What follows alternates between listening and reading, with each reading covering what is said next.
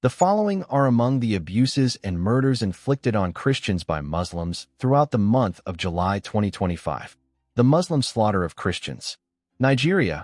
Below are some of the more notable incidents of the ongoing genocide being carried out against Christians in Nigeria. On July 7th, Muslim Fulanis stormed a Christian service in Yerabori, Katsina State, murdering Pastor Emmanuel Naala of Beej Baptist Church and convert Malam Samela Jidantaro. Another Christian woman was abducted. Witnesses said the attackers, riding motorcycles, shouted Allahu Akbar and death to infidels. One recalled, Reverend Naala stood before the pulpit and tried to reason with them. They shot him without hesitation. The pastor, long an advocate of Muslim-Christian coexistence, had received threats but refused protection. Locals noted the militants deliberately spared nearby Muslim homes. Since January 2023, at least 63 Nigerian pastors have been killed and 89 abducted, notes the report. A July 1st report offers more details on the situation in Katsina State. It notes that, since 2020, St. Joseph's Parish has faced relentless attacks from armed Muslim extremists, leaving villages destroyed, Christians abducted, and farms abandoned. Reverend Father Stephen Solomon Shitty says that Muslim extremists now forbid Christians from farming and punish defiance with shootings, kidnappings, and threats against families. Thousands remain displaced, living in overcrowded shelters with no food or medical care. Shitty urged the government to protect Christians and international groups to provide urgent aid. Many families have lost everything: farms, homes, loved ones. Despite military presence, extremist Muslim militias continue to terrorize rural Christian communities with near total impunity. Also on July 7th, Muslim herdsmen carried out another bloody attack on neighboring Kaduna State. They killed 2 Christians, wounded 3, and kidnapped others. This attack came just days after Muslim herdsmen abducted Bauda village leader Obadiah Iguda, 48, from his home at 1 a.m. on June 28th. Earlier in June, they executed another leader, Mr. Stephen Al-Hassan, 57, by chasing him down on motorbike and shooting him in the leg, before finally blowing his brains out. The terrorists, a local leader said, placed a gun to his forehead and brutally executed him. Christians describe living under siege. We can no longer sleep in our homes peacefully. Our community is being destroyed, our people are being hunted, and our future is being stolen. On July 11th, Fulani militants stormed the evangelical church Winning All in Kaduna State, killing 5 Christians and wounding 3. We constantly live in fear every day, said resident Happiness Daniel. The latest bloodshed follows months of terror in Kajuru County, where, since January, more than 110 Christians have been kidnapped. Muslim raids have burned churches, destroyed homes, and abducted dozens. Entire families have been torn from villages such as Bauda, Anwanyasi, and Makyali. This senseless act of violence has further deepened the atmosphere of insecurity and fear, said community leader Stephen Mikori. He noted that another pastor was recently butchered and 38 Christians abducted, most still missing. Witnesses describe armed Muslim herdsmen shouting threats and deliberately targeting Christians while sparing Muslim neighbors. It's with so much pain in my heart to intimate you about the constant attacks on our peace-loving communities, said resident Jonah Dodo, about government inaction. In the early hours of July 14th, Muslim Fulani militias stormed the Christian farming village of Jebu in Plateau State, killing at least 32 people, including women, children, and even a 3-month-old baby. Survivors described a coordinated assault. Gunmen surrounded the village at 3 a.m., firing into homes and setting houses, farmlands, and the local church ablaze. Entire families were found burned alive in their homes. They came from all sides, shooting and setting houses on fire. Anyone who ran was shot, said farmer Ezekiel Dung, who narrowly escaped. Community leaders accused nearby soldiers of failing to intervene, with some even preventing local youths from defending their homes. Governor Caleb Mutfwang condemned the massacre as organized violence against innocent people and rejected the label of a farmers-herders clash. Survivors like Reverend Musa Alamba, who lost his church and home, now shelter under trees, begging for aid. I have lost everything. During the July 25th mass burial of the aforementioned slain Christians, James Nyango, a human rights activist, said, "These are dead bodies of innocent Christians who were brutally and gruesomely murdered during their sleep by Muslim Fulani killer herdsmen and terrorists in a community situated less than 200 meters from the Special Task Force, STF, a military checkpoint in Raymond local government area." The fact that this community noticed and reported the imminent attack to the STF military officers at that military checkpoint makes it more worrisome, suspicious, and raises many questions. Another local leader said the Muslim terrorists went house to house killing the elderly, women, and children.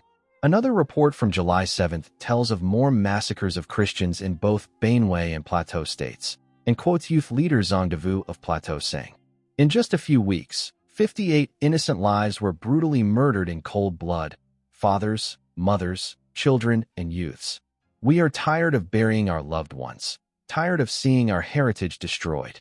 Democratic Republic of the Congo. On Sunday, July 27th, Islamic terrorists slaughtered at least 40 Christians in an attack on the Catholic Church of the Blessed Annuarite. Local sources said the terrorists struck around 1 a.m., targeting roughly 30 worshippers preparing for a Eucharistic ceremony. "They shot the Christians at point-blank range," said Christophe Muniendru, coordinator of the Convention for the Respect of Human Rights. "Machetes and gunfire were used to slaughter others inside the church. Some young Christians were abducted, and several homes set ablaze. Bodies remained on the ground Sunday morning, and churches stayed closed. A total of at least 82 Christians were similarly slaughtered during the month of July," the report adds. Uganda. On Friday, July 18th, Kasaja Abdul Maliki, a 37-year-old Christian convert, was murdered by his Muslim relatives while praying at home during mosque service. Since accepting Christ on April 12th, Maliki had been locking himself at home on Fridays to pray and study the Bible. "I then alerted the family members about Maliki's strange way of praying, who hurriedly went to his house," said his niece, Shamina, daughter of Maliki's older brother Labega Kalamo. "They found the house locked as Maliki was still praying.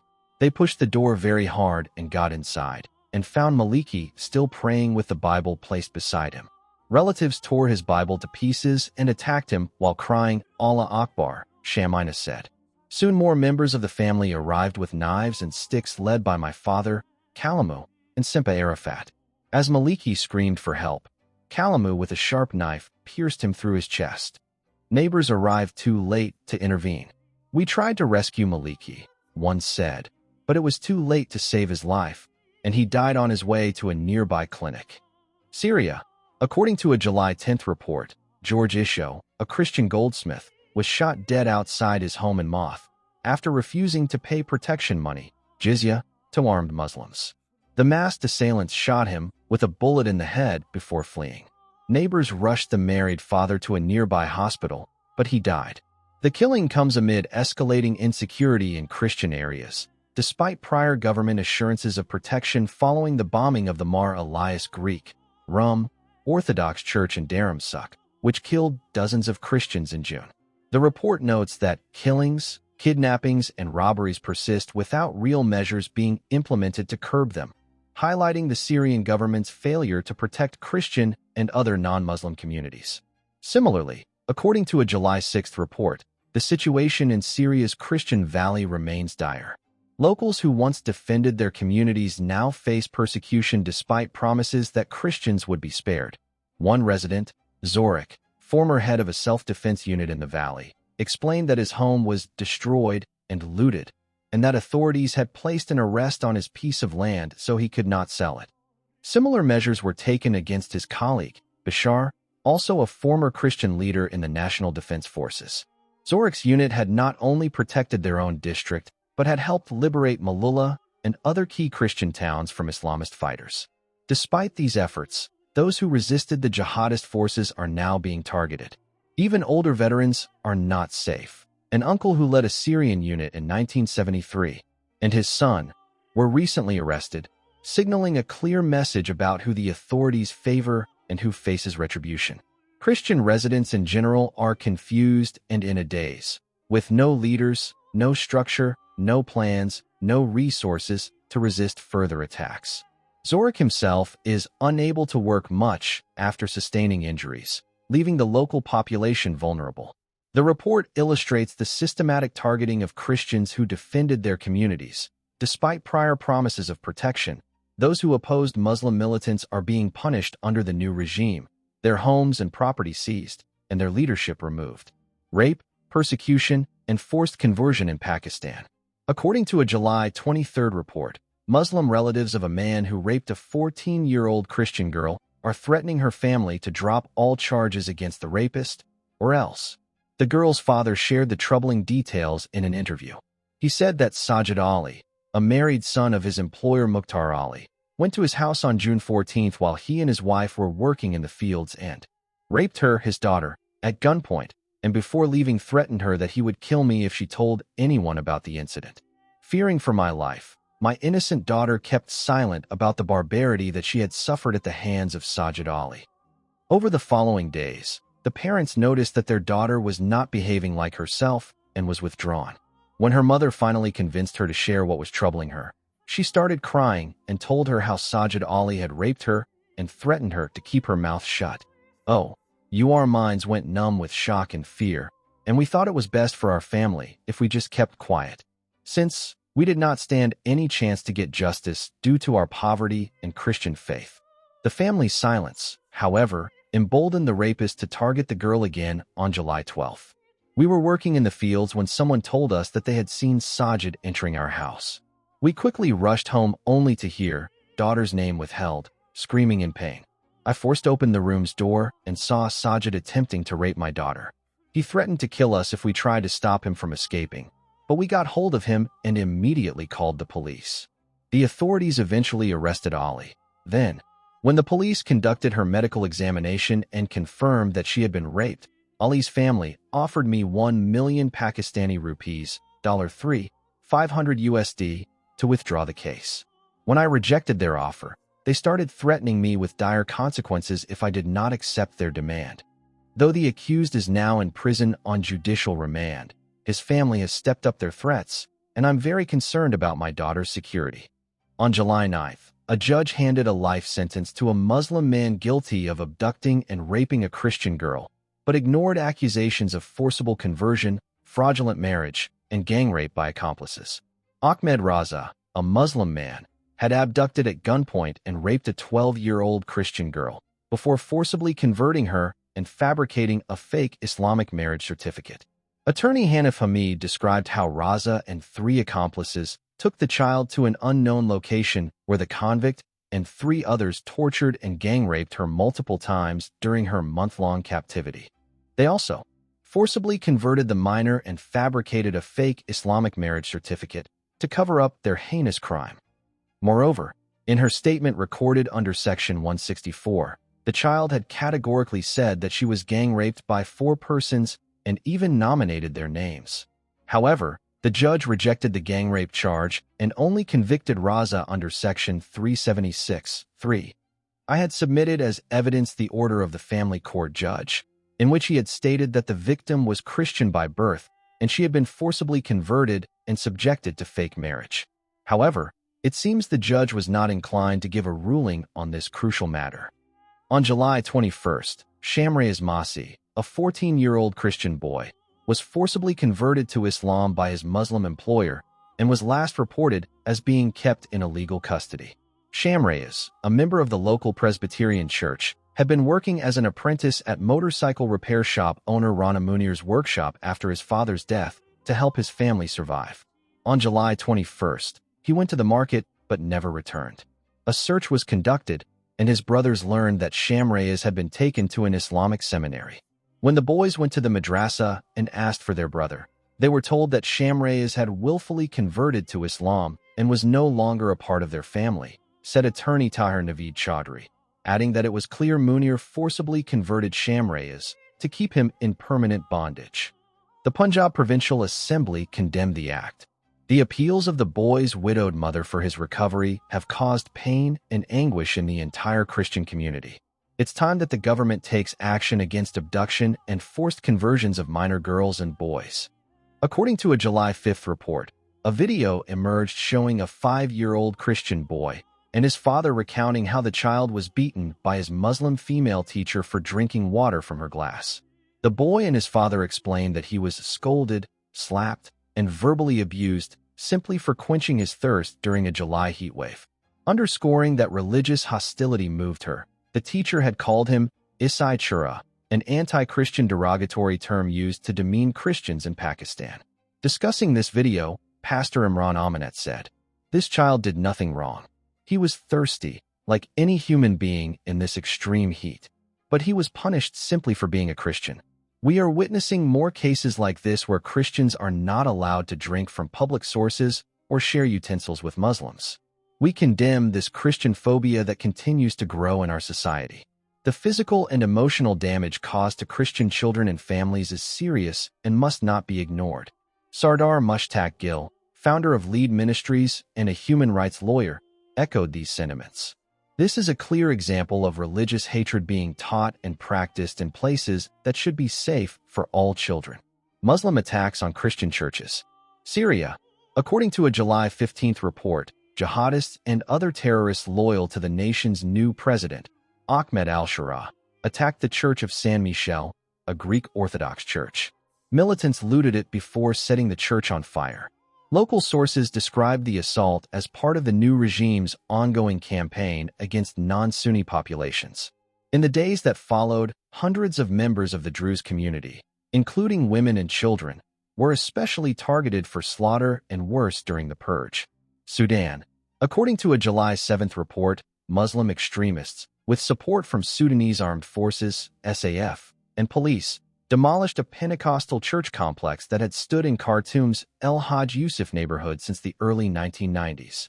Targeted attacks on churches have persisted amid Sudan's civil conflict, which began in April 2023.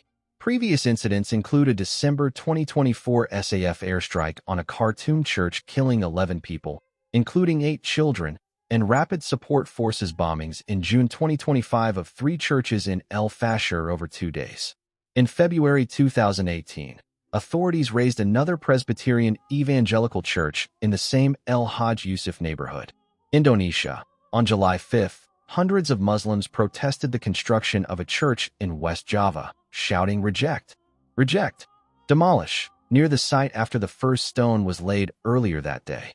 Although church leaders had done everything legally, obtaining a permit, meeting with local leaders, and even getting approval from 60% of local residents, opposition erupted, reflecting ongoing tensions over church construction in Muslim Indonesia. Separately, according to a July 10th report, Pastor Matthias was ordered to stop leading worship services by a new Muslim imam at a mosque just 55 yards from his church. The imam claimed the services were disturbing Muslims, following anger over a Muslim woman who had recently converted to Christianity. Even though the woman insisted that Pastor Matthias wasn't the one who baptized her and didn't pressure her to leave Islam, rumors immediately spread that the pastor was secretly trying to convert the entire village to Christianity. After the imam issued his order, rumors circulated that a group of Muslim men would prevent services, prompting the church to post guards overnight. Finally, on July 27th, a Muslim mob stormed a Christian prayer house in West Sumatra, disrupting religious education for children and injuring 2 Christian students, ages 7 and 11.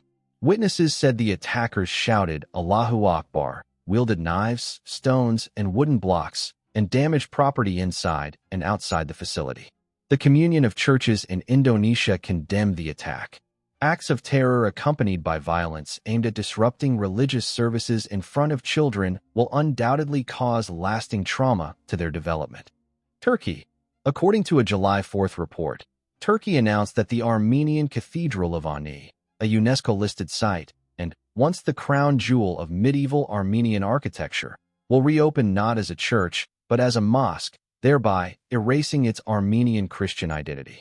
Originally built in 987, the cathedral was forcibly converted into a mosque in 1064 when Seljuk Sultan Muhammad, Alparslan, conquered Ani and held his first Friday prayer there, renaming it the Fethi Conquest Mosque. Today, the same name is being reapplied, with no mention of its historic role as a Christian church. The report adds that, once known as the City of 1001 Churches, Ani now faces the threat of erasure under the guise of restoration. Egypt. World Heritage Watch called on UNESCO to place the St. Catherine area in Egypt on the list of World Heritage Sites in danger due to Egypt's continued failure to uphold its World Heritage obligations. After President Sisi attempted to assuage world concerns over Egyptian plans to appropriate the monastery, Chair Stefan Donk said, Egypt has continued to provide misleading, inconsistent, or incomplete information to UNESCO, and it is time now that UNESCO is very clear that they are running out of patience. The remoteness and serenity of the area, a key value of the World Heritage, must be preserved under all circumstances in order to maintain the sacred character of the landscape and enable the spiritual retreat of the monks. France. On July 7th, around 1:40 p.m., a man climbed onto the altar of the Sacré-Cœur Basilica, gesticulating violently while crying out 3 times, Allah Akbar. When a cleaner tried to stop him, the Muslim man punched him. Separately, on July 13th, the church in Arity was desecrated with excrement, an old jihadist tactic. Feces were smeared on the inside and outside of the church and on its altar. Parish priest Father Armand Pale called it deliberate and symbolic, saying vandals sought to reduce the church and the faithful to what they left behind. Finland. A July 9th video shows throngs of Muslims surrounding the Helsinki Cathedral while waving Islamic State flags and engaging in provocative behavior. Australia. A July 8th video shows hundreds if not thousands of Muslims encircling Melbourne's cathedral while waving Islamic flags and engaging in militant behavior.